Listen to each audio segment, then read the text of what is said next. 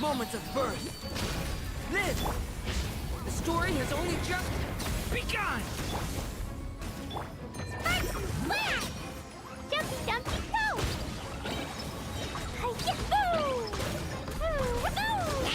Teamwork is dreamwork! Witness my great undertaking! Kane! New life! Head back! Blazing delight!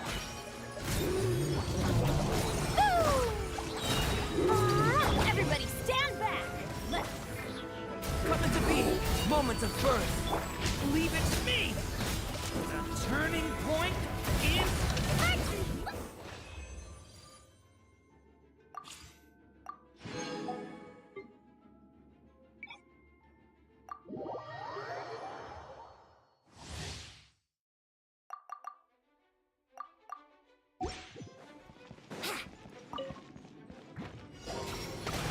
takeoff.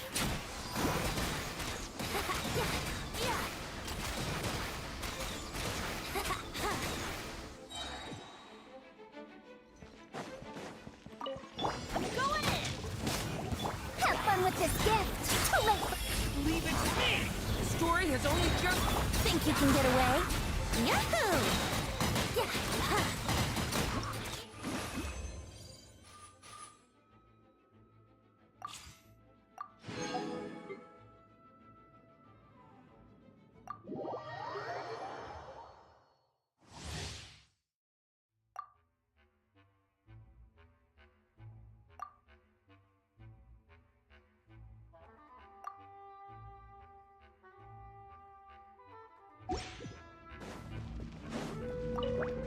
You're not going anywhere. Fighters, let's move! Yeah. Flash attack! The night cometh. Close your eyes. Be silent. Smash and grab! Faster, stronger! Start them! Ding dong, weather bomb! Hand it over! Close your eyes.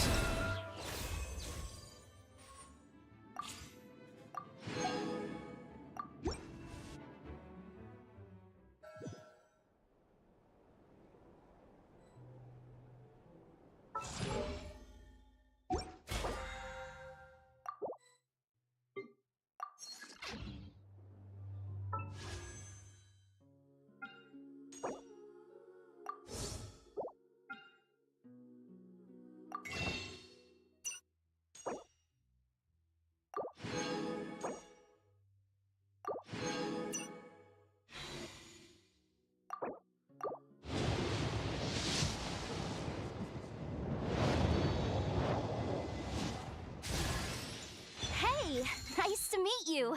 If you've got a commission, spit it out. As long as the pay's right, I can help you with anything.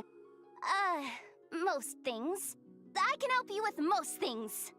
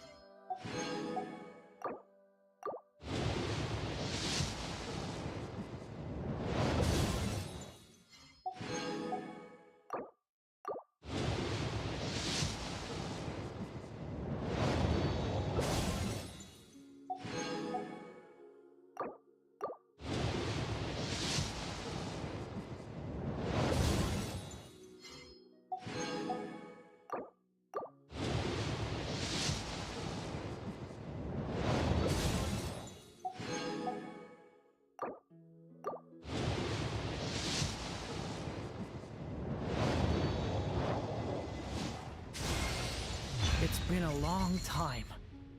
I'm Durin. Everyone used to call me Mini Durin, but as you can see, I'm not really Mini anymore. Do you find my appearance strange? To tell you the truth, it's still a little strange to me. I have so much to learn. I hope you don't mind if I ask you for help.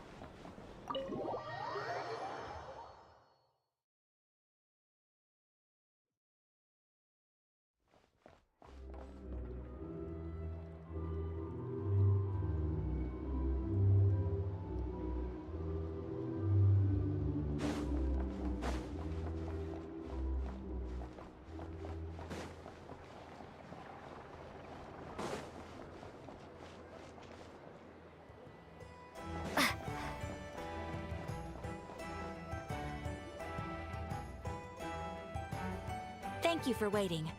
I finished checking your adventurer handbook. Here are your commission rewards. We have no other urgent commissions on the books at present. Thank you for all your hard work lately. Perhaps you two could consider taking a vacation. Amazing! Paimon never thought we'd end up having downtime and not cry. Things were pretty hectic when we first got here. Everywhere you looked, it was either the wild hunt causing chaos or the Fatui stirring up trouble. It felt like this whole region was one giant slime in a barrel, ready to go boom at any moment. That's right! Another win for Tibet's top duo! Ah, yes. Are you two aware that the Moon Prayer Night is soon to take place? Oh, yeah! Llama told us that was coming up soon. Wait, why do you mention it, though? Do people in Nasha Town celebrate it, too? Paimon thought it was just for moon goddess worshippers. You're partially right. Most people in Nasha Town just see the festival as an opportunity to do business. They do not concern themselves with the religious element. The festival was first celebrated by the Frost Moon Scions. On this day, they would wear moon prayer blossoms and celebrate the birth of the moon goddess through song and dance. They would also prepare food and handicrafts and give them as gifts to others. Over time, it became Nodcry's most lively festival. Oh, sounds like fun! Great! Well, in the meantime, since Catherine doesn't have any commissions for us, let's focus on some personal business instead. When we first got here, you mentioned that this was where your spaceship landed? We didn't get to follow up on it at the time, because we got wrapped up in that whole rare air situation, but now we can finally start investigating it properly. Well, there's a saying Paimon's heard around these parts, which goes, if you lift up a rock, you'll find something you weren't looking for. By that logic, you'll never find what you're looking for while you're searching, but the moment you stop looking, it'll jump right out at you.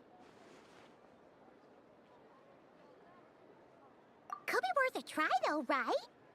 Anyway, Paimon suggests we focus on other stuff we want to do for now, and just keep an ear out for spaceship-related intel as we go.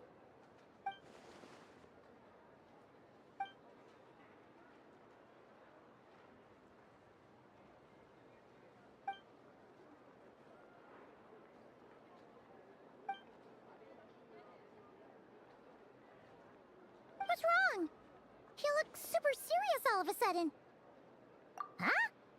Paimon gets why you'd be concerned about Columbina, but what does the doctor have to do with anything?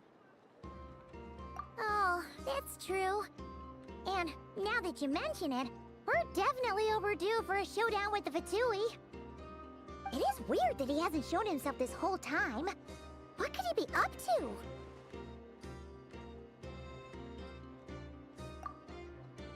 True. Paimon Anne would much rather deal with Marionette anyway. She says the meanest things, but when it comes down to it, she doesn't seem like a bad person. Maybe it's the pressure of being a Fatuse? Especially as a Harbinger. Does she feel like she's gotta act tough to keep up appearances or something? But then, every time we headed out with Rarier, she always wound up having to repair Polonia and her other robots. That's gotta sting. Losing face always hurts more for people who care a lot about their image. She's probably still furious about it.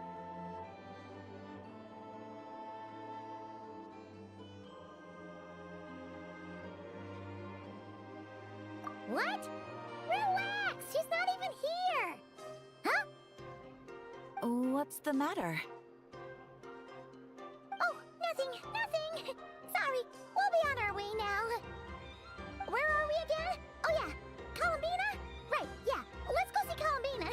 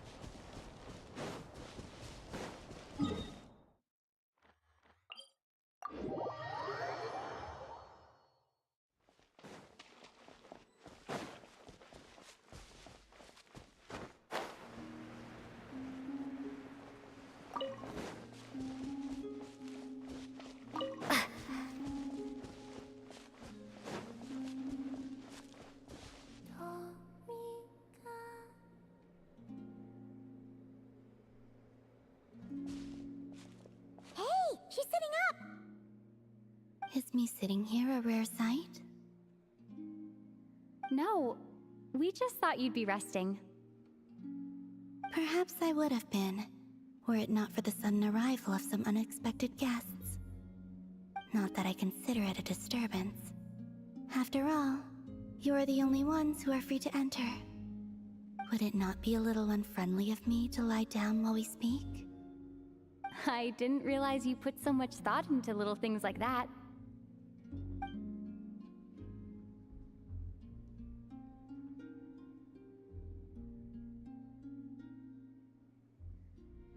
Only sometimes. There have been moments lately where I think about you and your companions. They are warm, mysterious, and cozy memories.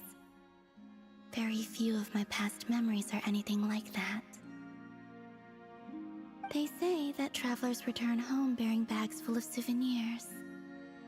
But my luggage was empty, and I believed it would stay that way.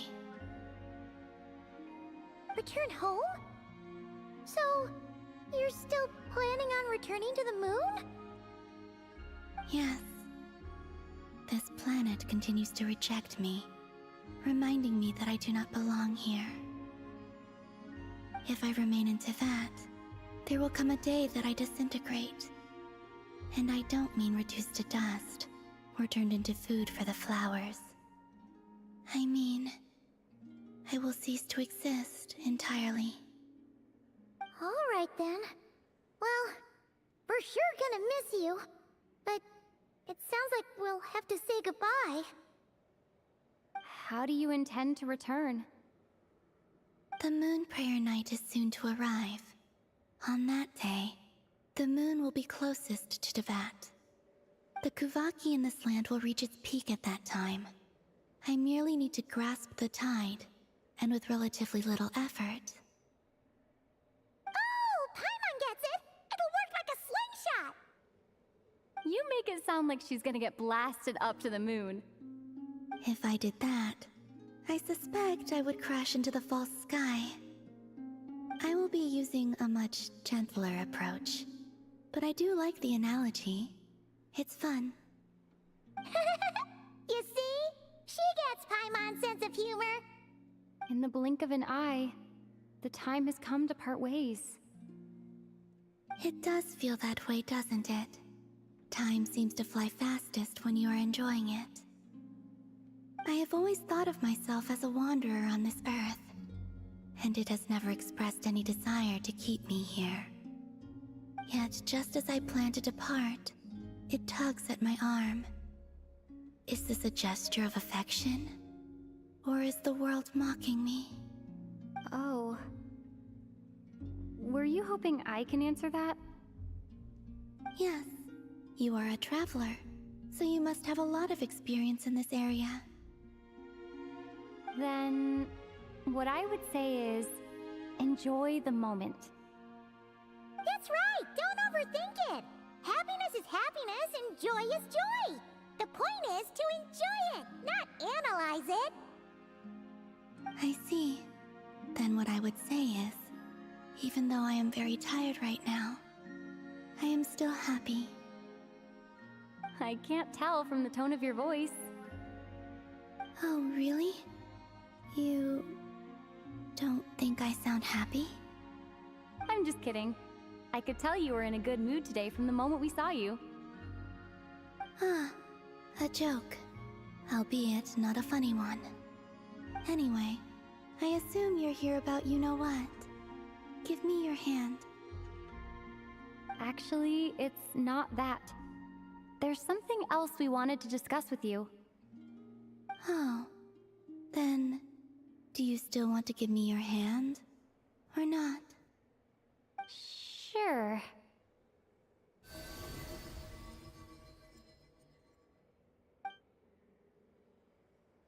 Thank you. So, I've heard that in the moon prayer nights of the past, people here would hold celebrations in the moon goddess's honor. Since you helped so much in our fight against the Rehir of Solnari, I think you deserve a farewell party before you return home.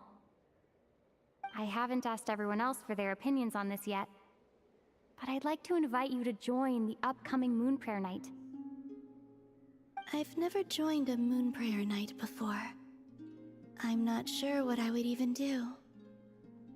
Oh, don't worry about that. We take care of everything. All you need to do is show up.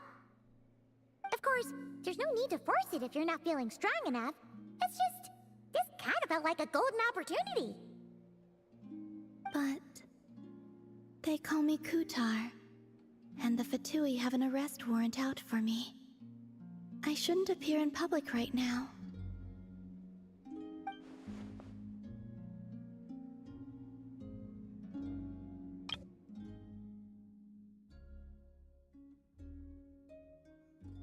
I'll make it work. You have my word. Yeah, we got your back. Well, she does. Paimon's actually not too sure what she's planning. All right, if you're sure. I will not refuse your invitation. I suppose it wouldn't hurt to pack a few more sights from this world into my suitcase before finally learning what my homeland looks like. Oh, if you see Lauma, please tell her that my answer to the question she asked me is neither yes nor no. Rather, it is, there is no need. That was kinda cryptic, but sure. Guess it's between the two of you. We'll pass along the message. Bye for now.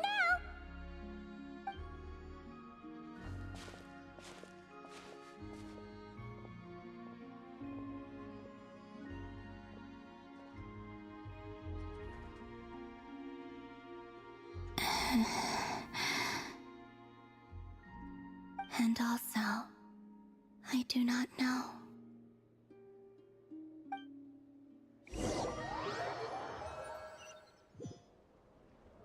Since she's agreed to join the festival, let's go see who else wants to take part. Lauma's gotta be the person most familiar with the Moon Prayer Night. We should start with her. Also, what exactly is your plan to keep her safe? I'm not sure yet.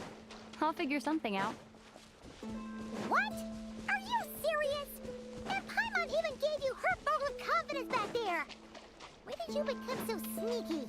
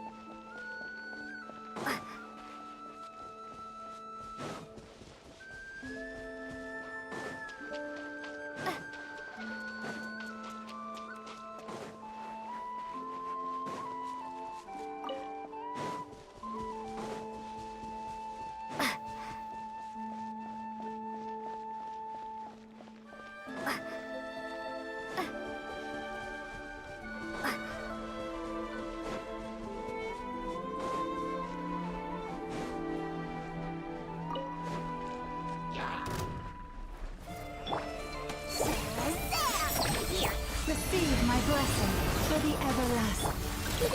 Don't crawl!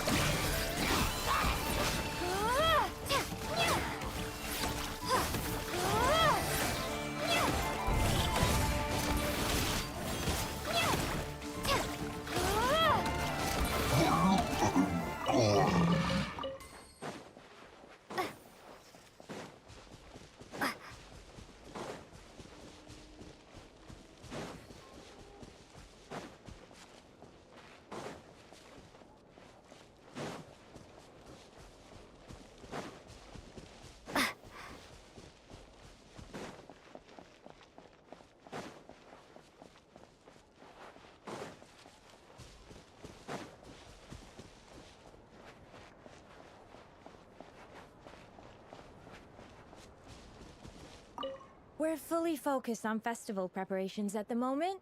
So far, it's all going well. Please have patience. The Moon Prayer Night will soon be upon us.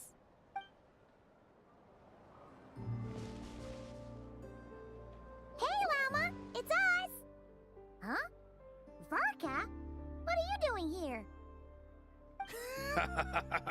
Beats me.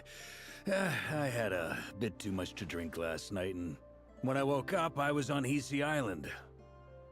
Mr. Varka is helping to oversee Nasha Town's preparations for Moon Prayer Night. He is here to go over some details regarding the decorations and custom cloth designs. Right, yeah, that too. What do you mean, that too? Yes, celebrating this festival is a long-held tradition here in Nodcry. On this day, the crescent moon at the top branches of the verdant crest turns into a full moon, and the moon prayer blossoms bloom with a special radiance. Our people take these to be blessed omens. It's an especially welcome event coming off the back of all that nasty business with Rare. Everyone got put through the ringer recently, and now they're looking to turn their fortunes around. The big shots in town all agree that a big, lively celebration is just what we need to rebuild people's faith in this place. No wonder Catherine said the people weren't so bothered about the religious element. That's right. It's become more of a local custom by this point. The celebrations have little to do with whether the religious stories behind this event are true or not. Even the Frost Moon Scions are eagerly awaiting the coming of Moon Prayer Night, despite now knowing that their past beliefs were founded on a falsehood. That's fair. It's a bit like the Lantern Ride in Liyue. It's a chance for people to enjoy themselves, not debate the existence of the Adepti. Oh, one other thing! We just went to see Columbina. We went ahead and invited her to take part in the festival this time. Hope it's okay. Wait, so... you mean she agreed to it? Huh. That's quite a surprise. Then, I suppose that she intends to return to the moon on that day. Oh, yeah! It's kind of a complicated process, but basically, it's like a slingshot. I understand. In truth, I had a feeling that she might make such a decision. Well, if Kuthar has decided to participate in the festival, we should prepare accordingly. Yeah, exactly. She was saying how it could be risky for her to show her face in public. We were wondering if there was any way we could hide her. Unfortunately, the people who carved the statues did an excellent job of capturing her likeness. It will be very challenging to hide a goddess whose face everyone is so familiar with. Darn! We may have bitten off more than we can chew here. Nah, don't sweat the small stuff. We can handle that. Huh? Are you saying you have a plan? Not as such, no, but the most important thing with a festival is to keep the mood light and your spirits up. You can't go preparing for a festival with those long faces. You'll never convince anyone to enjoy themselves. The Mosstadter spirit is strong with this one. As it happens, I agree with Mr. Varka. Let's start by making our appreciation for Kuthar the beating heart of the festive atmosphere. And who knows, once we get the ball rolling, perhaps everything will just fall into place. Hey! Did you catch that? Llama said the thing! Or close enough, at least.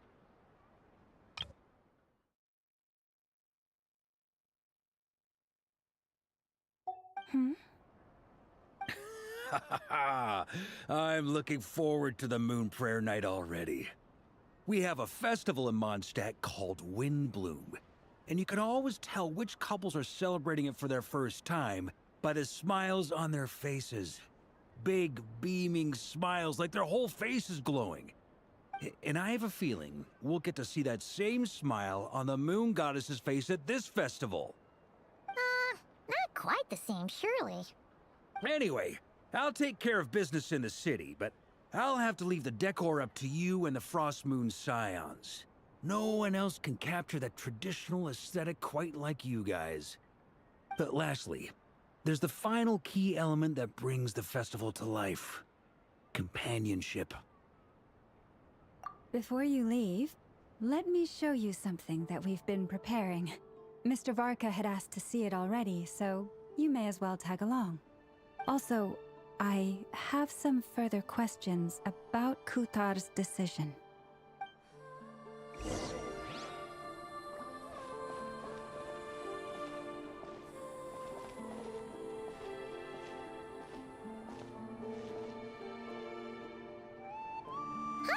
What's this?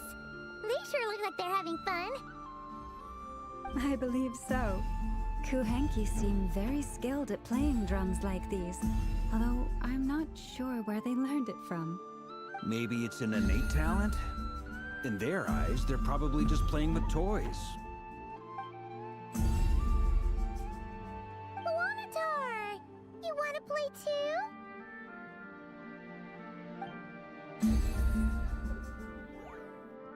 Yeah. She looks more confused than anything. Maybe we can teach her next time if we get the chance.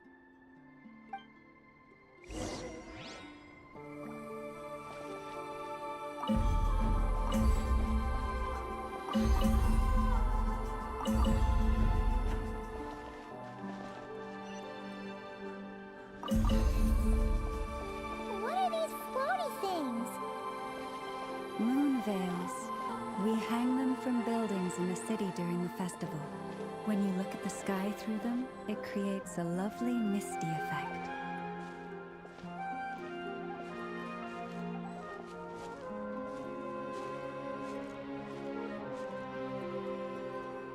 Everyone seems hard at work. They are preparing items for Moon Prayer Night. For instance, the sculpture being made over here, Mr. Varka and I were just finalizing the details of where it will be placed. Ah, there she is. I didn't know the finished article would be so large. Not to worry, though. All the necessary arrangements have been made. Just let me know once it's ready, and I'll get some people to ship it over. You have my thanks. And over here, we are preparing a very traditional confection. Oh, look at all these colors! It looks great! Can Paimon try one? Of course. I have a feeling you'll like it a lot. You bet! Sweets and treats are Paimon's favorite! If you included those in the Feast of the Moon, I bet Paimon would have joined the Frost Moon Scions by now. There will also be verdant crests like this present in Nasha Town during the festival. The timing of Moon Prayer Night is not completely set in advance. We make a rough estimate, then observe the changes in the verdant crests and moon prayer blossoms to guide us. As such, the wait itself is a fun feature of this particular festival.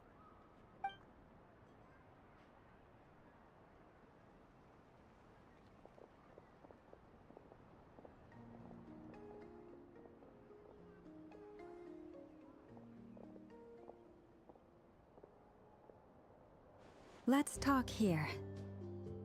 To tell the truth, I am very surprised to hear that Kutar is willing to participate in the festival. I once asked her if she'd be willing to stay with the Frost Moon Scions. I could introduce her to everyone, and we could be a family to one another. She did not answer, but she has not appeared here since. I took this to mean her answer was no. But if that were the case, she would not have accepted this invitation. Ah. I see. Maybe she is right. Maybe the Frost Moon Scions of today no longer need a moon goddess. But my wish was not for her to come here and be worshipped as a deity. I simply wanted to offer her a place to stay. I'm sure she believes that showing herself here might invite Fatui intervention, and as such, she does not wish to cause us trouble. But what really pains me about all this is that this is her birthplace. She ought to belong here, yet no one has been able to grant her shelter. I think I'm qualified to weigh in here. when someone's about to depart on a long trip, what they need is blessings, not burdens. We should wish her the best, not make the journey harder than it already is. Anyway, she's agreed to attend, hasn't she? All we need to do is simply respect her decision. I see your point. Yes, she will soon depart after all. Our job is to leave her with some happy memories. Besides, who's to say her journey to the moon is a one-way trip? It's not like she can't come back and visit if she wants, right? Paimon agrees wholeheartedly. Festivals are all about having fun, so let's keep it simple. All right, I'm gonna head back to Nausea Town soon. Want to come with? I'm guessing you have some other folks to visit there. Sure thing, let's go! Bye for now, Wilma! Thank you all. Goodbye.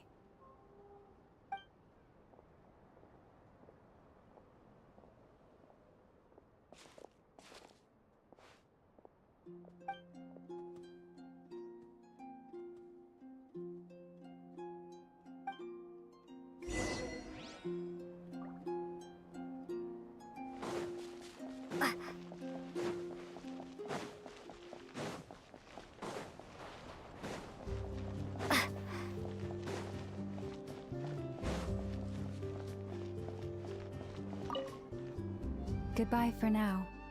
I look forward to the festival.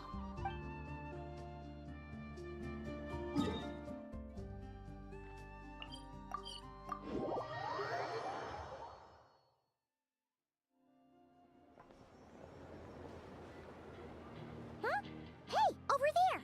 It's Durin and Albedo with Flints! What could they be chatting about? Your guess is as good as mine. Ah, Grandmaster, and the Traveler and Paimon. Hello there. It's been a while. Perfect. We have some new volunteers for our investigation. Wait, let me guess. The righteous Lightkeepers are finally ready to hunt down the Abyssal Dragon? Haha. Yes, that too. Yeah, right! Oh, wait! Why does everyone keep saying that too?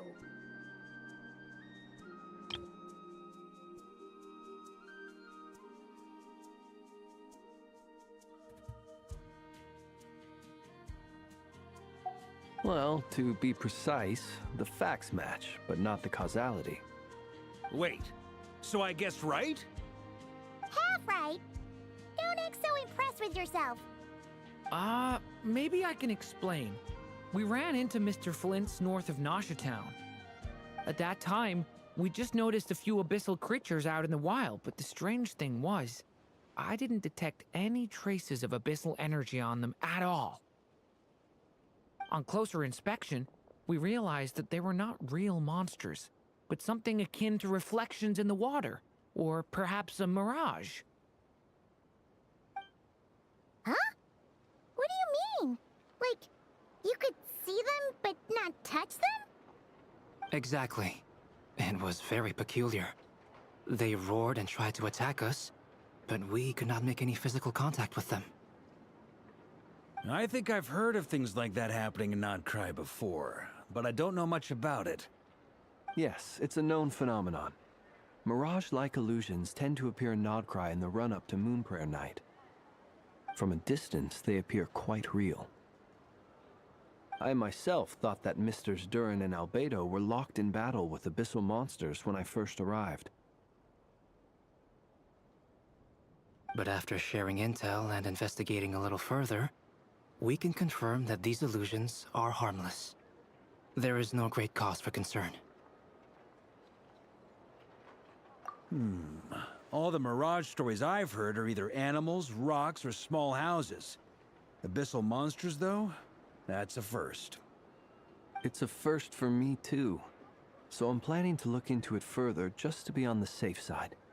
I intend to inspect a few more locations. What about you two? Any plans? Alice contacted me a few days ago. She'd like me and Durin to assist her with an experiment. but we lost contact shortly after receiving the message. I'm sure that comes as no surprise to anyone familiar with her. We don't know when the wind will blow, yet when the wind blows, we will know. That, in a nutshell, describes how Alice operates.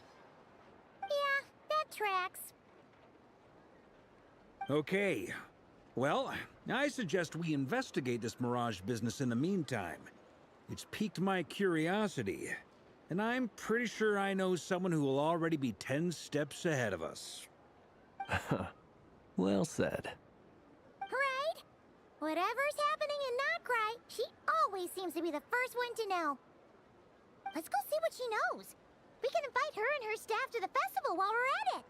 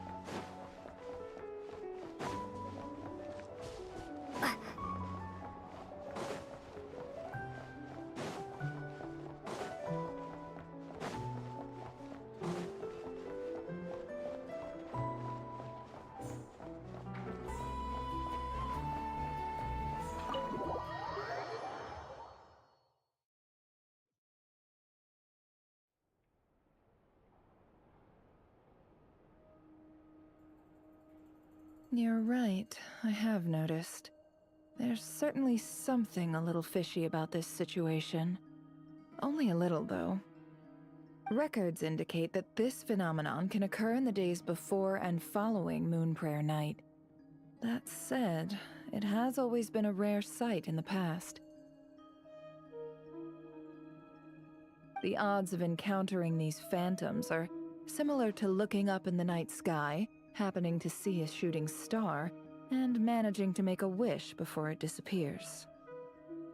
But this time, either everyone's getting lucky, or they're appearing far more frequently than usual.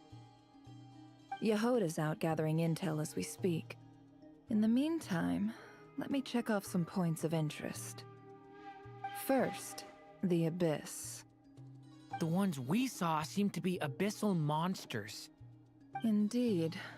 But we have identified one location where many more of them have made an appearance. And not just monsters, but human phantoms too. Given the scale and nature of the phantoms, it's almost as if someone's last memories are coming to life. Or perhaps the memories of multiple people. Oh. So you mean the phantom monsters are hunting down the phantom humans? Exactly. The phantoms can interact with each other, but we have no means of intervening.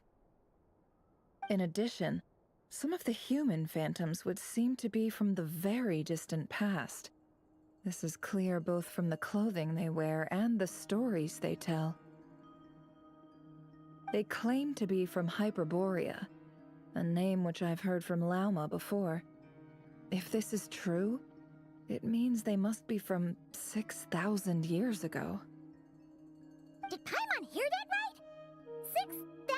6,000 years? It sounds like this merits further exploration. That'd be a big help. I'll leave it with you, Albedo. My knowledge of ancient history is non-existent. I used to doze off every time the pre-Knights of Favonius era came up in class. It's quite a miracle that you were able to understand these phantoms' speech, given how long ago they lived. I suppose you're right. But I'll leave the archaeologists to ruminate over that conundrum. As an intelligence broker, my sole interest is in the value of the information I gather. Which, in this case, hopefully means earning myself some good favor with our dear Lady Moonchanter. So calculating. Whew, this intel broker logic always catches Paimon by surprise. Sounds to me like we could split the work up. I think the abyssal phenomenon is best left to Albedo, Flint's, and me. Agreed. It coincides with my duty as a lightkeeper. For my part, I'd like to understand the abyss better. Even a little knowledge would go a long way. This is certainly a rare opportunity to study the Abyss. But even rarer, perhaps, is the chance to make contact with the Ancients. The Curatorium will take the lead on investigating the Hyperboreans. We put in the work to learn what we know so far. It seems only fair that we get some quantity of exclusive intel.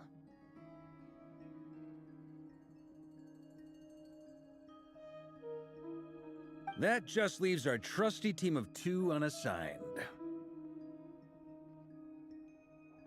Since you became an honorary knight, of course.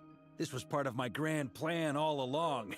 Ha ha ha! Oh yeah! By the way, we managed to convince Columbina to come to the Moon Prayer Night celebrations. Would you and Yehoda like to join too? She agreed to that? Huh. Quite an achievement. Never underestimate the traveler, I guess. I'd be happy to join. No point shutting myself inside when the streets are all decked out. I doubt any clients will be visiting during the festival in any case. And Yehoda loves a party, so I'm sure she'll jump at the opportunity. No. No. No. No. No. No. No. No. No.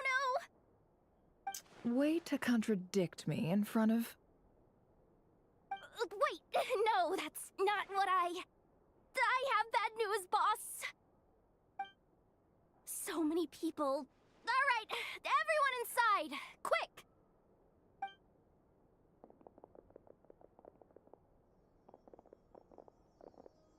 This is gonna sound crazy, but hear me out. I saw one of those phantoms at Star Sand Shoal, and it was some sort of flying ship. Like a spaceship? That's gotta be the one you came to Tibet in. You said you saw the same thing through the moon marrow, right? Huh? You already know about it? Ugh, I thought I was gonna blow people's minds. Turns out I'm the last to find out. Wait. Back up. You came here in a spaceship? Now my mind is blown! What's it like on the inside? Was it like flying through space? I want to know everything! Yep, exactly. Huge discovery. You're the best, second best intel broker in the world. After your boss, of course. Wow. Really? Well, I don't know if I'm all that, but... I guess that decides where we're heading next. Come on, don't look at me like that. I know the spaceship doesn't have anything to do with me, but you don't want to leave me as the only one twiddling my thumbs, do you? Fair enough. You can tag along. In that case, let's meet back here to discuss our findings once we're done. I wish everyone a productive investigation. You too.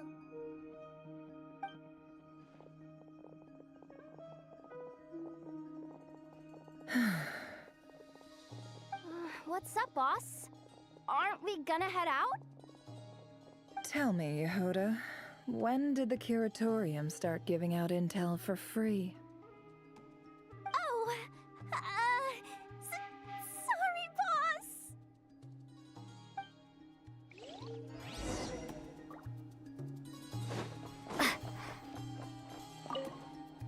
We can't unshare information any more than water spilled on sand can be put back in the bucket. I'll just have to balance the books some other way. Please, boss. There's gotta be another way. Who knows? Depending on what they find, maybe this will work in our favor. Please don't find me. Please.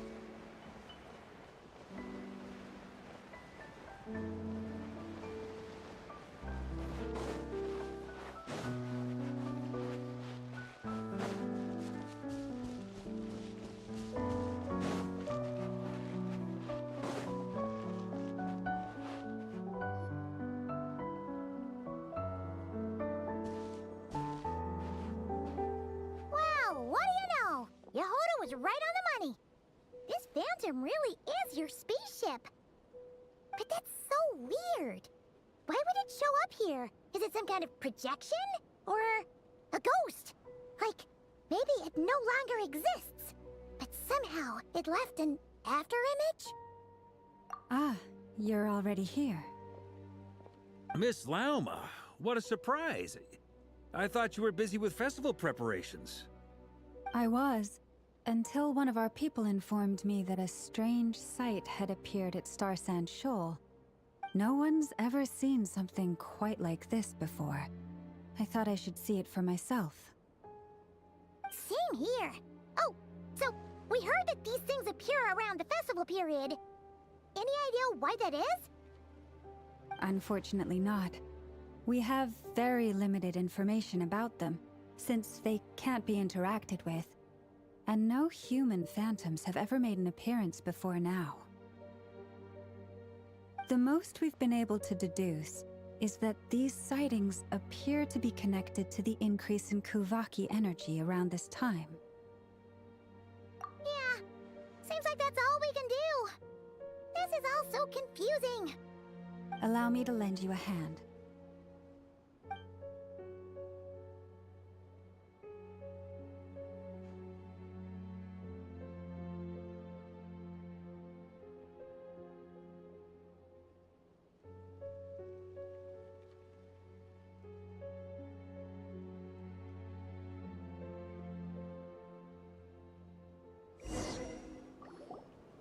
Everyone, our friend here should be able to provide us with some information. Is that a phantom Rhymehorn deer? I've heard about how the Frost Moon Scions live in harmony with the animals and can even communicate with them. That's coming in handy now, for sure. Okay. Yes, I understand. Then how about this?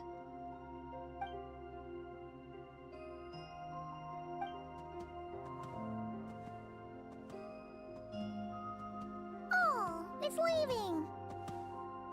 It appears to share our curiosity about this giant spaceship, so I asked it if it wouldn't mind investigating along with some friends. In return, I told it about some nearby spots where the wild fruit grows abundantly. We may live in a different era from these phantoms, but I trust that the terrain, climate, and ecology here are more resistant to the effects of time than some things are. Let's give them a moment and hope for the best.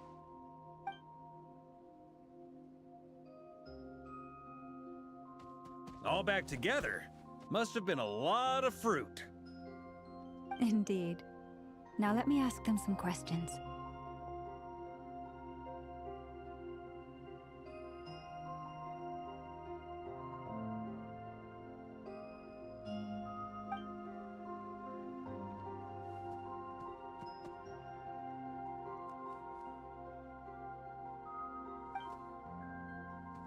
It did find a lot of wild fruit, enough for them to feast for a long while.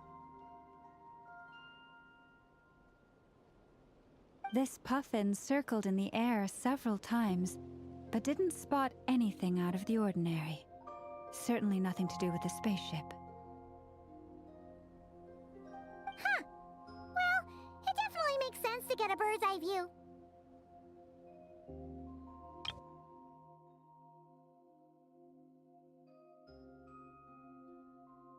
Indeed. Other than that, I was also thinking that the world these phantoms see is also different from ours. Oh, I get what you mean. The wild fruit exist in both times and spaces, but there might also be things that only exist in that space-time, which we can't see.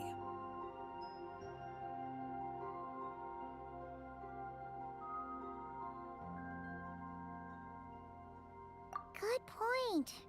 Great thinking, Lauma. Blunthorn rhinos can use Kuvaki to shift great rocks, but this one says it couldn't get that ship to budge by even an inch. The sniffer mole tried too, but despite being a skilled digger, it could not get through. They say that the spaceship looks robust and undamaged.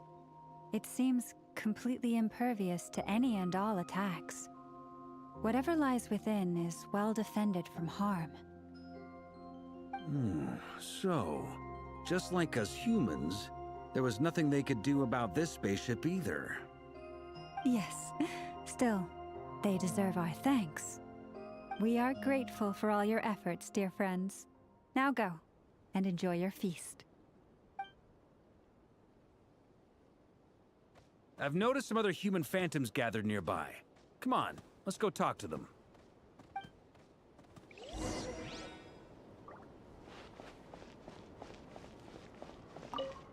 Those illusions and those people. It's all a little creepy, don't you think? Nah, all part of the festive atmosphere.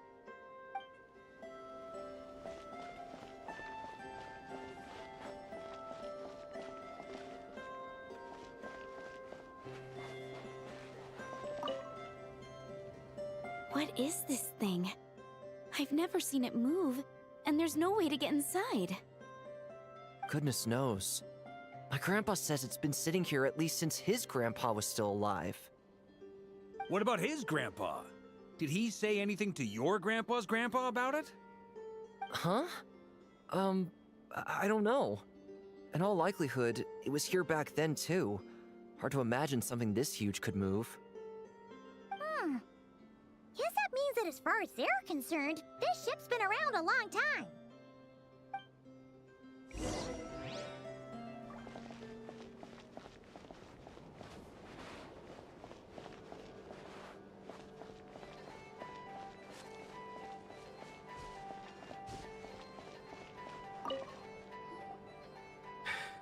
Come on, brothers. If we can get even a small chunk off of this thing, it's gotta be worth a fortune. Today is the day we strike it rich. Huh? You mean Paimon? Yes, brother, I shall join you. Let's make our fortune. We should go with them. What the? This thing is crazy tough. I can't even scratch it. What's it made of? Sorry, brother. Looks like we'll have to seek our fortunes elsewhere. Enjoying yourself? I was just seeing if I could influence this phantom's perception by playing. But nope, no dice. I'm sure we're all starting to build up an idea of what's going on here now that we've spoken to some of the people. These phantoms are reenacting real historical events in Nodcry. It's almost like we're in some kind of interactive stage play. We can talk to the actors, but the plot is fixed, and we can't influence it. It makes sense. History is set in stone.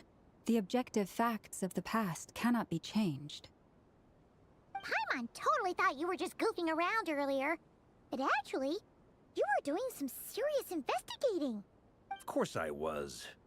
Anyway, at this point, I think we're forced to conclude that although the Phantom spaceship is right there in front of us, we aren't going to learn much about it from these people.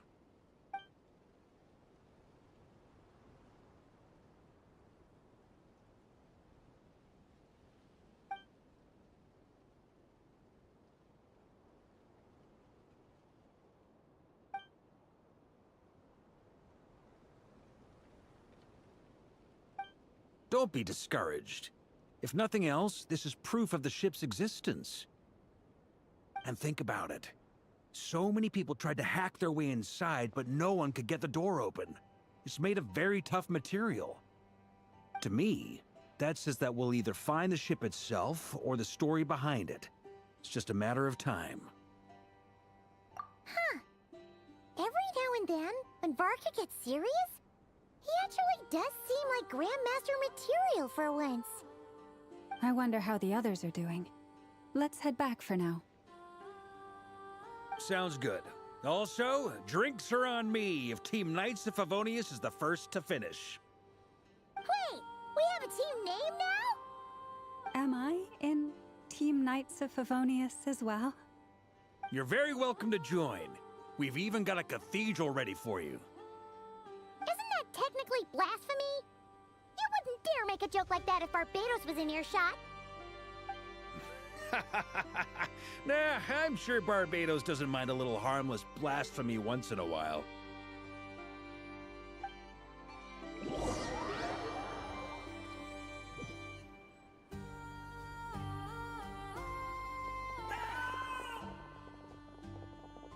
Oh, no! Get away! Oh.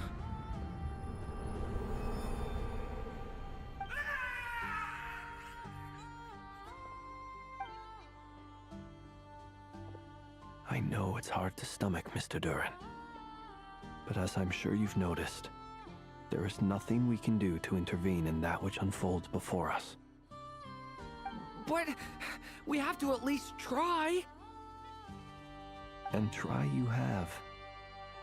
But are you aware of how many unsuccessful attempts you've made now? I wasn't keeping count. I'm afraid this is the 39th failure so far.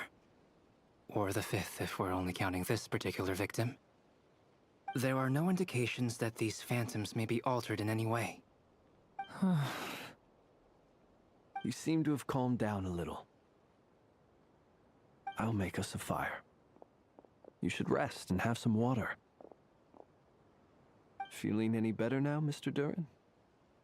May I ask a few questions? Be my guest. What exactly are we witnessing here? What happened to those people? My guess would be that we are seeing Nodcry during the Conrian Cataclysm. Would that be accurate? Conria. That is correct. As you know, once the Abyss senses even the tiniest crack, it floods in and spreads like wildfire. There was a time in the distant past when it permeated all of Nodcry, causing immeasurable harm. The people paid a terrible price to heal this land. Then, 500 years ago, the whole of Teyvat suffered an abyssal disaster. Once more, Nodcry was dealt a devastating blow.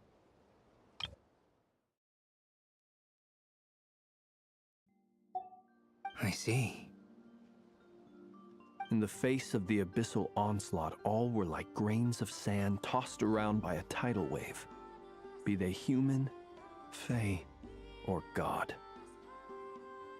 The moment you witnessed is but one drop in a whole ocean of catastrophe. All right. I guess that answers my second question, too. I wanted to know why there's nothing I could do to help them, and that's because what we are seeing is history. That would be my guess as well. As I understand it, history and fate are not all that dissimilar. The latter may be unseen to us, but both are immutable. Yes. Fate was determined long, long ago. I still have a couple of other questions for you, Mr. Flint's. You mentioned more than one abyssal disaster that has struck this land in the past. How can you be sure that what we're seeing is from the Conrian incident?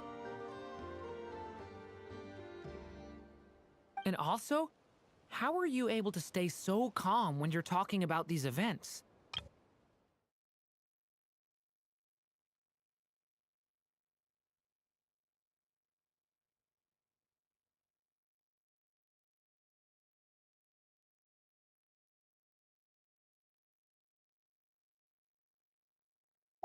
From everything I know about you, you're not cold or ruthless, and you're not indifferent to the suffering of others.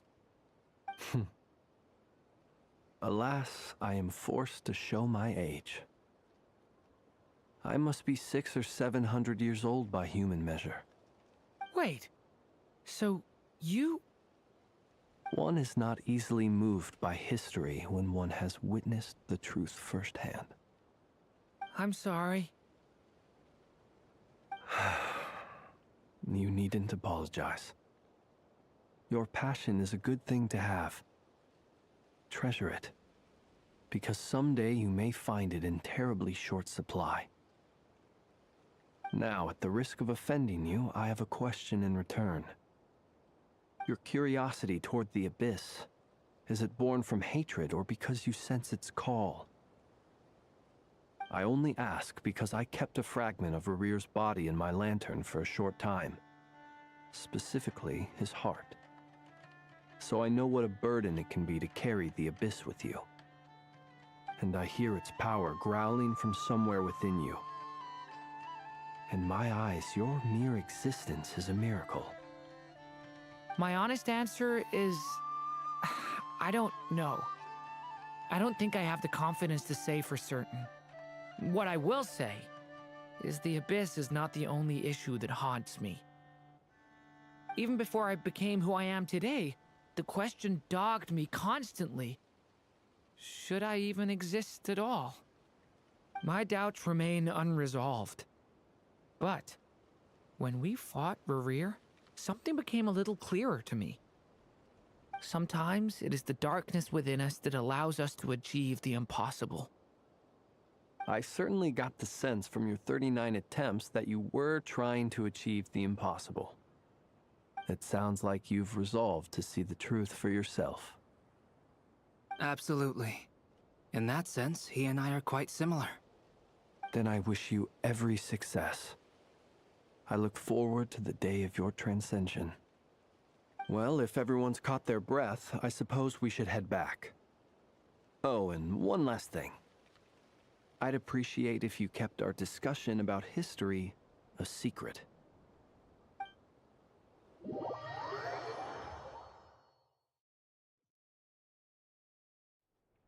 Incredibly, our separate investigations led us all to the same conclusion. Hooray for consensus! Yeah, but we barely learned anything, though. I totally thought this would be the mother lode. Talking with the ancients? I mean, come on! But nope. All we got was useless snippets of conversation. And all this stuff about moons and hyperopia. What a load of baloney. Seems like people back then had a few screws loose. I understand your frustration. We found the same issue. Each phantom only showed a very brief moment in time. There isn't much value to be found in these miscellaneous fragments of a civilization's history, no matter how glorious it may have been. If there's a silver lining, it's that these phantoms are harmless to the present reality. They shouldn't get in the way of the festivities.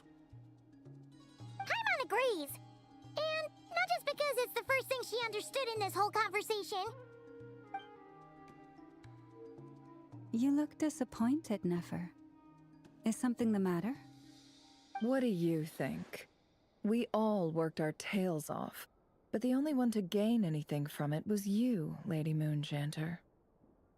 Well, please do share the Hyperborean records with me. I will gladly inscribe them in our people's documents. Oh, duh! Yeah! That was it! Hyperborea! Hyperborea. I'm serious.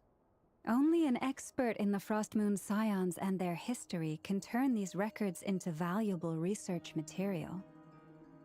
The alternative is to let them gather dust on the Curatorium's storage shelves until the pages turn yellow. Nefer, you're wise enough to know that cooperating and sharing the profits is the best course of action here. Well, that goes without saying. Sure, let's do that. Huh? But didn't you say we aren't supposed to give out intel for free? Sorry. Shutting up. Now is not a good time to push Nefer's buttons. Anyway, back to Moon Prayer Night. I'm thinking that we should prepare something a little special, aside from the usual decorations and so on. You mean a parting gift? Can't go wrong with food. Although, does food go bad on the moon? Perhaps a lantern would be a better choice. It might be dark up there. It could prove difficult to light a lantern on the moon. Magical stones might serve that purpose better. What about a clockwork mecha model from Fontaine? I've got a whole bunch at home. I use them for fighting practice in my free time. None of these sound like things she would be even remotely interested in. But we don't interact with her enough to know what she likes. Yeah. It would really save us the guesswork if someone could find out what she's into.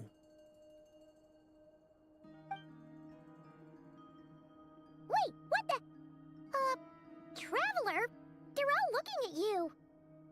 Great! Haha, problem solved. Now, I need to stop by Dory's. Gonna need her help sourcing a bunch of stuff for the festival. Then let's leave it there for now. We all have our own business to attend to. Traveler, if you find out what Kutar likes, let us know right away.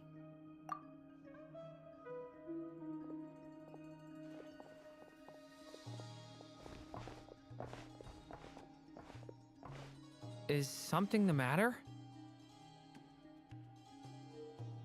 I'm fine. It's just... I'm still feeling a little rattled after witnessing the horrors of the Abyss. But it's okay. This is something I have to work through. I'll be all right. Thanks for your concern. Well, don't put too much pressure on yourself.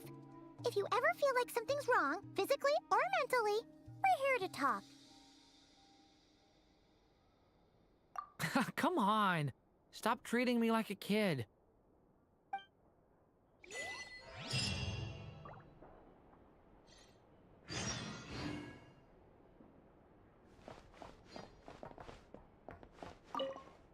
You should get going. It's important that we ascertain what Kutar likes.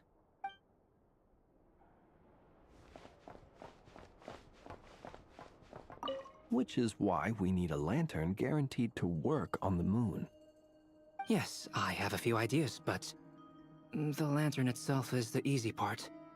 The real issue is how little we know about the lunar environment. Wait, you two are serious about this? Let's just say I'm intrigued by these shining magical stones that Mr. Albedo has mentioned. Could you do me a solid and try to smooth things over with Boss Neff?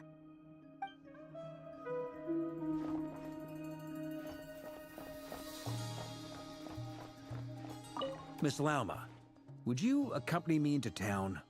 I think it'd be best if you saw the Frost Moon Scion's decorations for yourself. Very well. Let's go.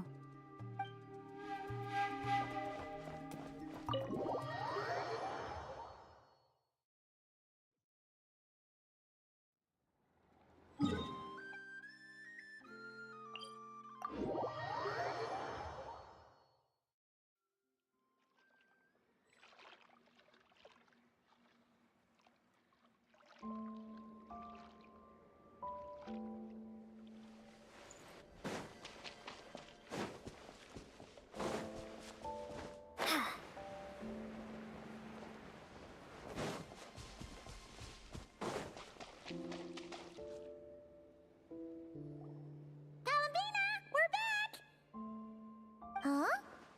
She's not here. Weren't there a few Kuhenki here last time, too? Where did they all go?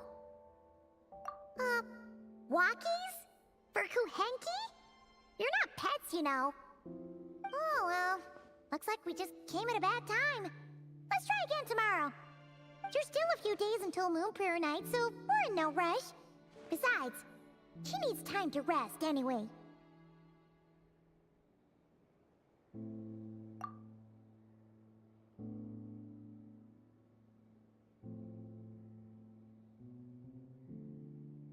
Columbina! Are you back yet? Oh, how strange. Looks like she still isn't here. Right? It's not like her to spend so much time outside. Especially since she's worried about attracting unwanted attention.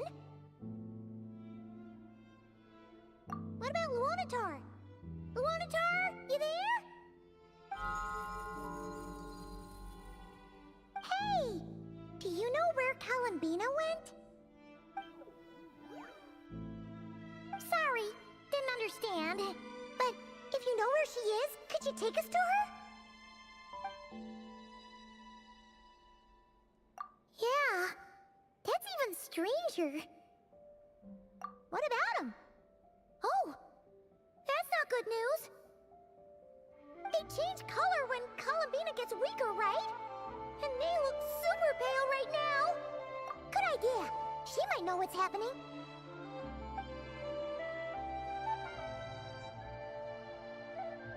Mama! Ah, it's you. How is Kutar? Is she okay? No, she hasn't. I came here to check on her after I noticed the flowers had changed color. Based on past precedent, she must be very weak right now. Even getting up to walk would be a struggle. It seems unlikely that she wandered off outside. Not to mention that she doesn't do that at the best of times either. So yeah, this is super weird. No. Very few people are in the know about Kutar's whereabouts. And if anyone suspicious had visited, they'd have left some sort of evidence. Come on, let's go to Nasha Town. If anyone has seen her, someone there will know about it. It's not Cry's information hub after all. Makes sense. Let's go!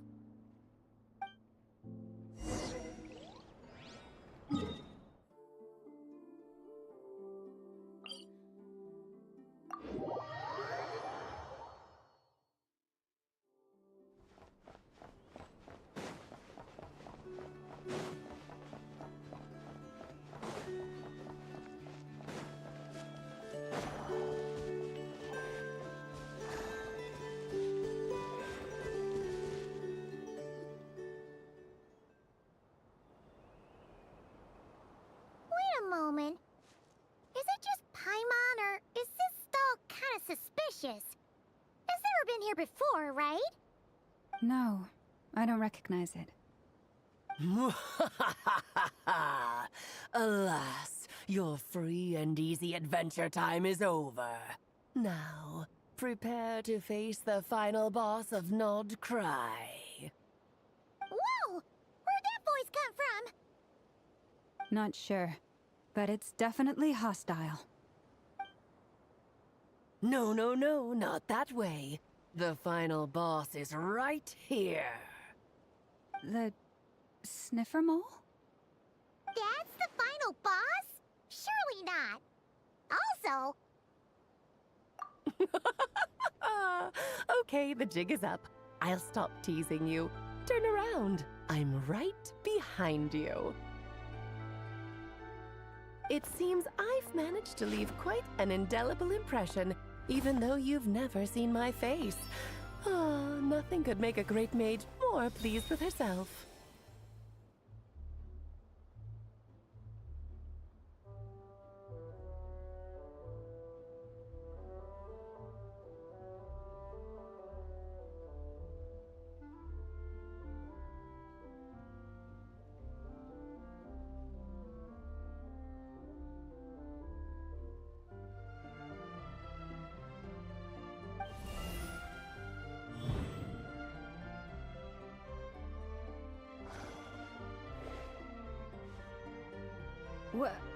What is going on?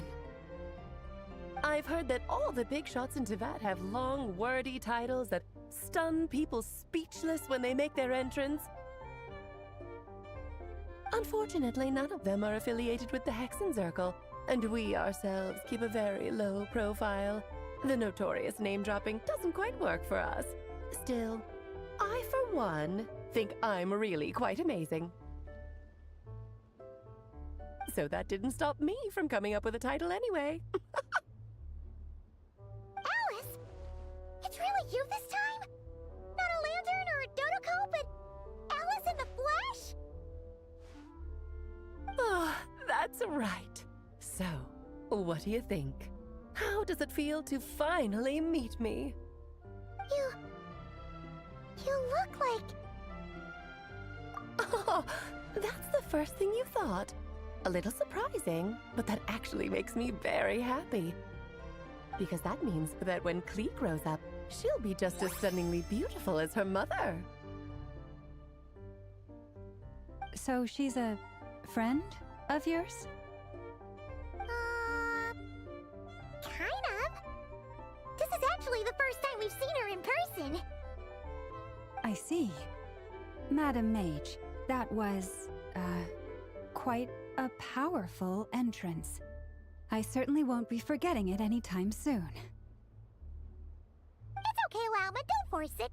Paimon will do the honors. This is Alice from the Hexen Circle. She's a friend of ours. And of Arcus, too. That's right. She's a good person, just kinda unpredictable. Well, what is the human heart if not unpredictable? If we could not do as we please, how would we differ from machines? I am Lauma, Moon Chanter of the Frost Moon Scions. It is a pleasure to meet you. Oh, I know. Before you got here, I spent a good, 15 minutes getting up to speed on Nodcry's present situation. In other words, I've read the whole in the last episode part, so we can skip the pleasantries. Fair enough. Well, Miss Alice, I can already tell that you have quite a unique personality. He'll get used to it. Paimon sure is. So anyway, what are you doing in Nodcry, Alice? Oh, I thought I told you already. This time, I'm the final boss. And what a formidable foe I shall be. Powerful, confident, decisive, and good luck finding my weak spot. You will never succeed. Oh, drat! My one weakness, and you found it in an instant. Fate has been dealt a devastating blow. Thus falls the great Dodo King. Why are you playing along with this nonsense? For funsies, of course. What's wrong, Paimon? Are you disappointed in me? Am I a gigantic letdown? No, it's just... you seem like a busy lady. And this is the one time you've shown up in person. Paimon figured it would be for something more high stakes than just goofing around. You're quite right. I'm here in Nodcry because something big happened. Something big enough it caught the attention of the Hexen Circle. It concerns the 3 moons, Tevat's borders, and of course, the moon goddess you are currently searching for. Kind of. Why don't we discuss this over a pot of tea? My main reason for coming on this trip to Tevat was, of course, to have some fun. But I do technically have a job to do as well, namely, maintaining the stability of Tevat's borders. I'll skip over the complicated parts, but to sum it up, abyssal energies are all that lie beyond Tevat's border. We'd find ourselves in a real pickle if they ever made it through. And the phantoms you've been seeing are a sign that the border has been disturbed. No wonder they tend to show up around Moon Prayer Night. Is it because the real moon is now so close to us that its power can cross the border? In part, but only a negligible amount passes through. Just enough to influence the verdant crests and so on. And as you've noticed, there has been an unprecedented number of phantoms appearing this year. The influence of the moon beyond the border cannot explain this. No, there is another far greater factor at play. The trilunar syzygy. A trilunar syzygy. Eons ago, before the heavenly principles came to Tevat, it was the then 3 moon goddesses who controlled the laws of this world. Oh, that's exactly it! The 3 goddesses split these powers amongst themselves, promising never to consolidate them into one singular body. This was meant to keep the world stable. But, fast forwarding to the present, the eternal moon's marrow is with you, while the iridescent moon's marrow, which should never have appeared in this world, has been retrieved. Add that to the presence of a moon goddess in the flesh and...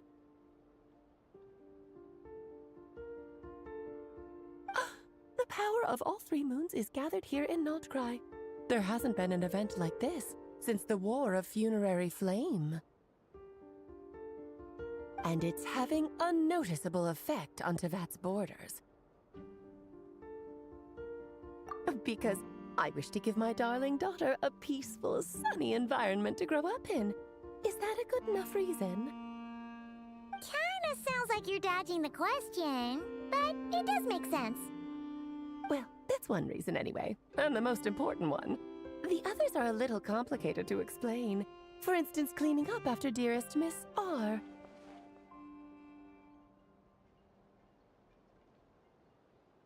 Albedo could tell you more about that if you're curious, but right now, I have a more important question to ask you. Why are you collecting the moon marrows? I see. Nicole told me about that legend once. Nicole? You mean Mage Anne? Oh, so you remember.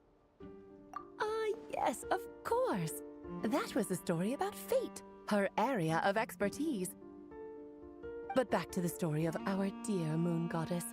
I'm afraid her intended method of returning to the moon is unlikely to work anymore.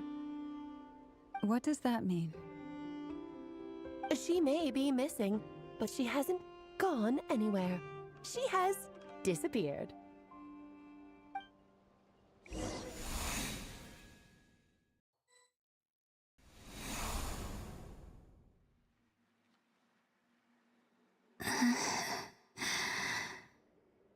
My body is so heavy. Wait, no. It's my mind that's heavy. My arms and legs are as light as a feather. What's happening to me? I feel drowsy, like I've been asleep for too long. Is it daytime or nighttime? Is the moon out? I think I'll go for a walk.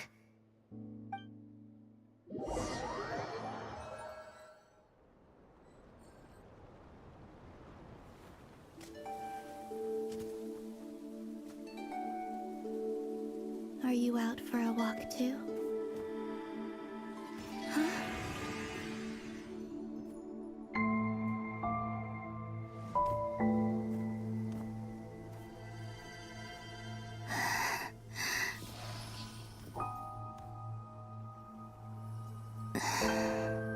The day has come at last.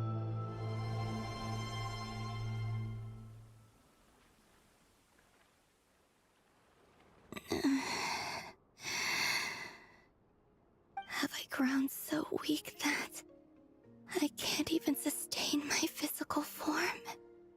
But Moon Prayer Night is nearly here. I was so close to returning home. Death is near. Is this how it ends for me? Will I return to the moon after I disappear? Or... I don't want it to end like this. So far, at least, I still exist. Even if not physically, I can still feel. But as my power wanes, I'm sure that too will fade. I suppose I might take one final look at this world. The world where I was born.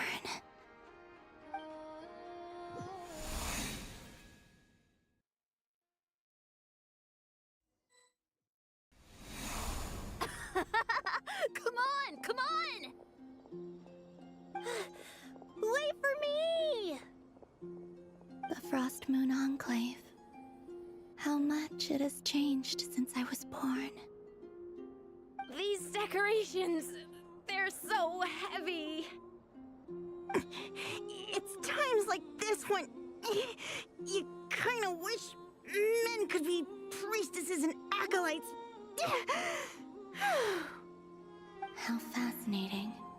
I've never had the chance to be privy to people's private lives in this way. In the past, people would get so solemn and serious the moment I showed my face, like they were frozen stiff. Karina, Lametti, it's time to eat. Coming! I want to watch them a little longer.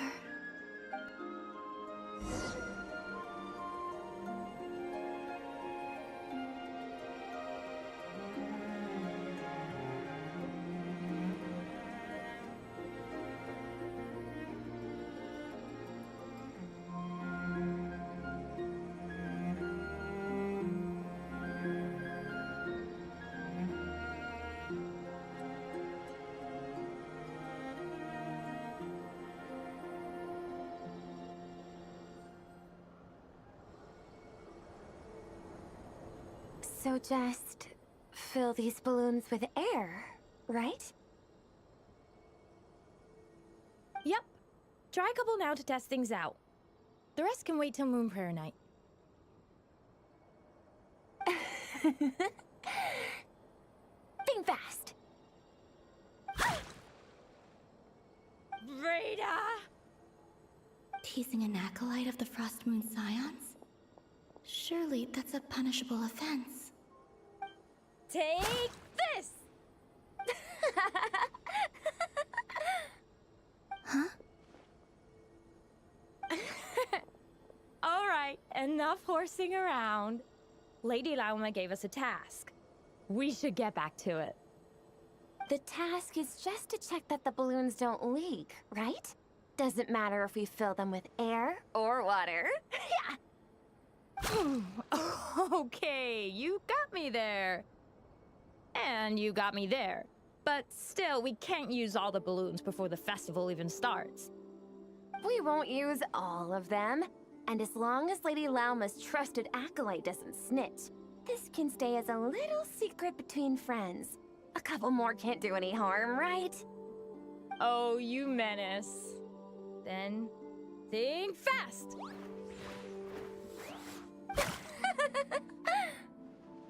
Is pumping a balloon full of water really so much fun?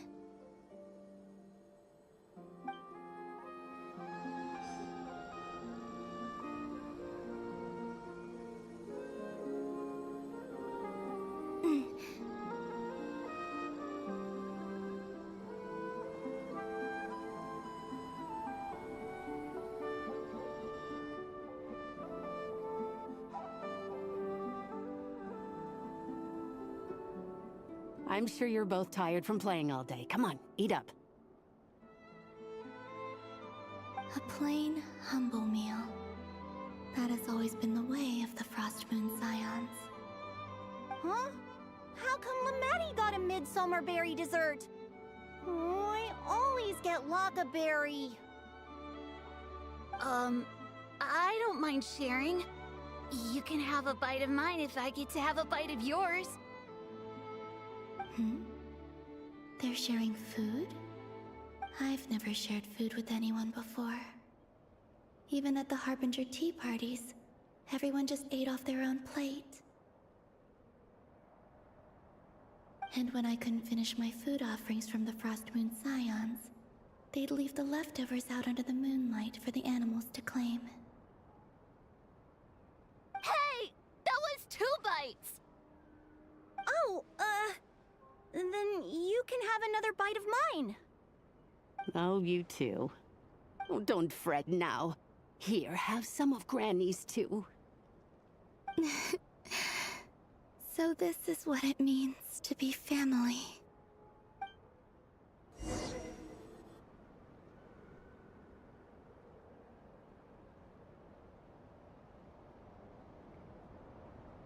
I'm seeing so much that I'd never usually get to see. They'd never act like this when I was around. It's nice being able to just watch people in peace in these final moments. What a rare opportunity. I think I'll go take a look around Nasha Town, too. Maybe the Traveler will be there.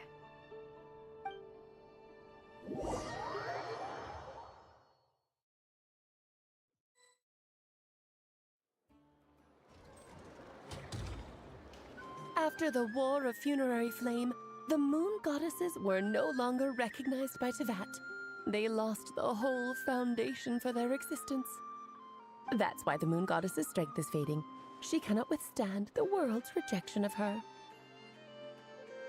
To be more pedantic about it, the Moon Goddesses did something to offend the heavenly principles, and that's why they were ousted. Something of a recurring theme in Teyvat's history.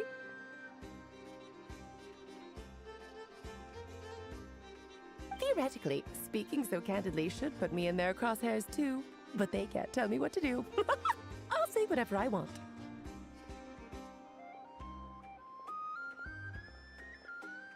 Anywho, the Moon Marrow energies were but a drop in the bucket for her, and that battle against the Ray Hair of Solnari only weakened her further.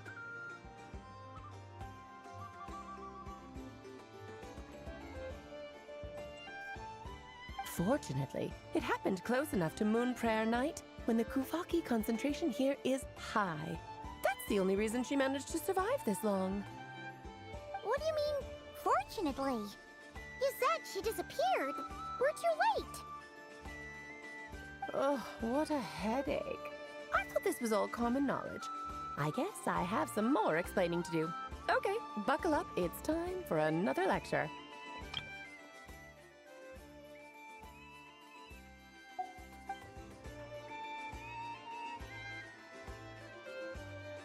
Now, I said earlier that the Moon Goddesses lost the foundation for their existence.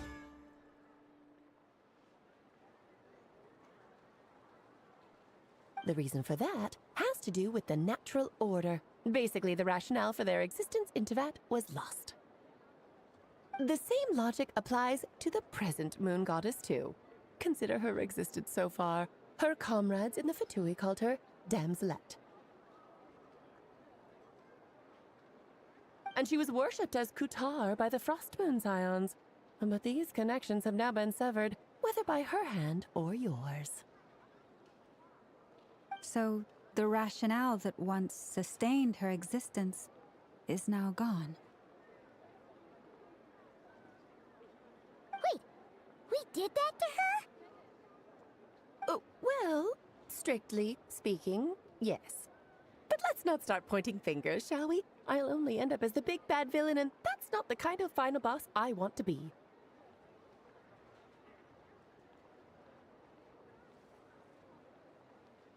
Of course I do. I'm only the greatest mage in the whole entire world. Now, if you wish to find your Moon Goddess, there are two problems we need to solve. Firstly, we'll need to strengthen the connection between her and Teyvat, at least enough to sustain her until Moon Prayer Night.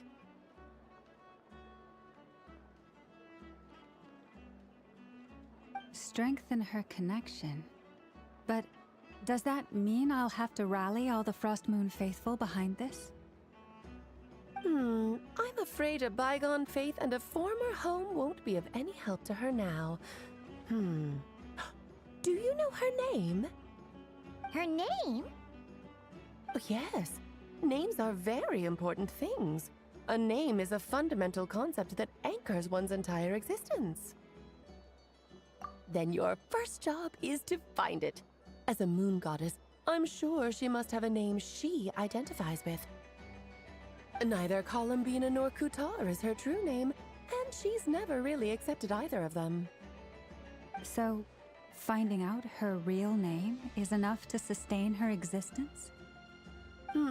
Yes, I know it sounds like a small step, but every journey begins that way. So for now, that's all we need to focus on.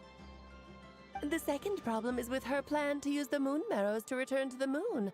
Unfortunately, piercing through the false sky will take an enormous amount of power. Given her current condition, she won't be able to provide anywhere near enough power. even if she recovers her physical form.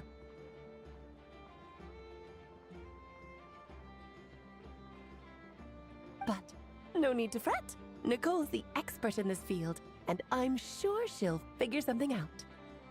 Wait, Mage N is going to help us out too? That means we've got 2 Hexacircle mages on the case. This is turning into a pretty big deal. Actually, this is more of a side quest for me. Like you said, I'm a busy lady, so I can't stay for too long. I'll have to return to Tibet's border soon. That's the upside you get for looking out for my little Klee. Hopefully that will incentivize you to carry on keeping her company in the future. Anyway, jokes aside, you'd better get moving. It will take quite a miracle for the Moon Goddess's consciousness to hold out till Moon Prayer Night. Oh, I suppose I might as well tell you where Nicole is before I leave. Off you go now. Time to meet your new friend. Oh, yes, and a little suggestion. Don't forget to mind your heads. What? I wonder how Durin's doing. I should really go see him before I head back. You really are super busy. I most certainly am. There's so many children I have to keep tabs on just in Mondstadt. Durin, Albedo, Venti, Varka. Klee didn't make the list, huh? Of course not. Klee is my pride and joy. I have no qualms about her, because she's the best child in the whole wide world. Yep. Klee's a little angel. I'm glad you agree. Well, all the best. See you when I see you.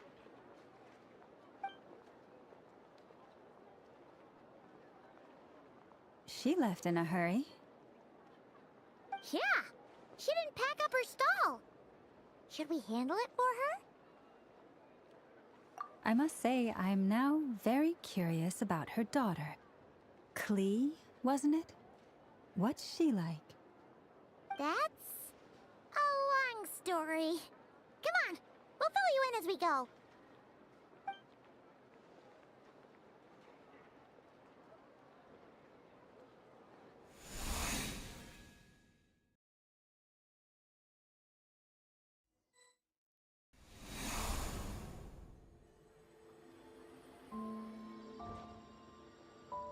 What a lively place. I've never experienced Nasha Town like this before. Hey, you old geezer! Your hammer's rusted through! Who are you calling old geezer? Are they quarreling?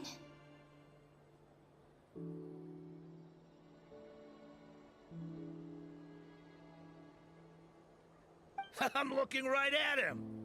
You've really gone downhill since giving your daughter free rein in the workshop. Can you even swing a hammer anymore? It shouldn't take you days just to fix a single chair! You might as well use that hammer to massage my back for all the good it's doing. Don't run your mouth, or you'll get a back massage that'll put you in bed for the rest of your life. Look, the materials haven't arrived yet, all right? You know how busy it gets in the days before Moon Prayer Night. I'll bet you send all the materials to your little princess. Blood's always thicker than water, huh? All right, you've made your point, Uncle Koski. As soon as the materials arrive, fixing your chair will be the #1 priority. And Dad, if you've got time to chat, why don't you lend me a hand, See? Lolka knows what the score is. I guess they're friends. But the way they spoke to each other was so ugly. Then again, it wouldn't be the first time I've seen something like this. Columbina! Sing outside my door in the middle of the night one more time, and I'll unscrew your vocal cords. You hear me? Oh, Zandrone.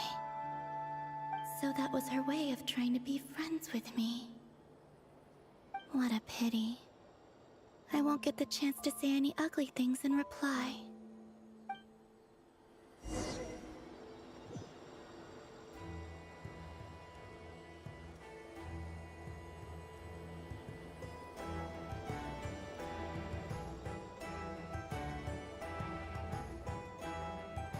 Hey, have you decided what to give her for Moon Prayer Night?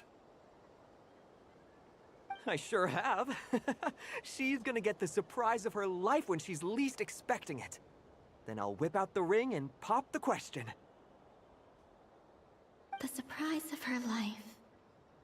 What a fun turn of phrase.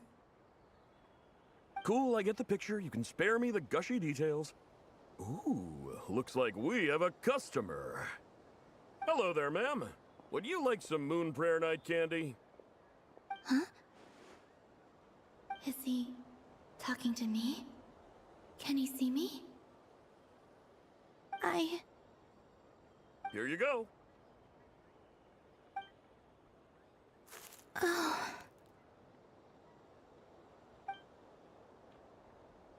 Come back anytime. Right. Now, where were we? I don't know why, but I still held out hope.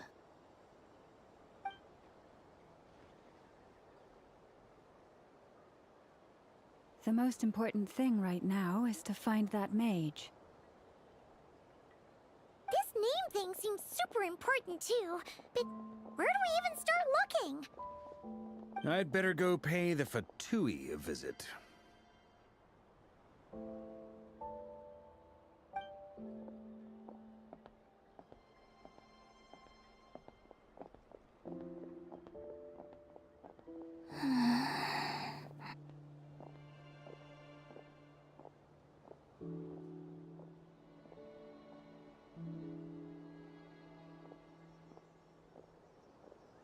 Columbina?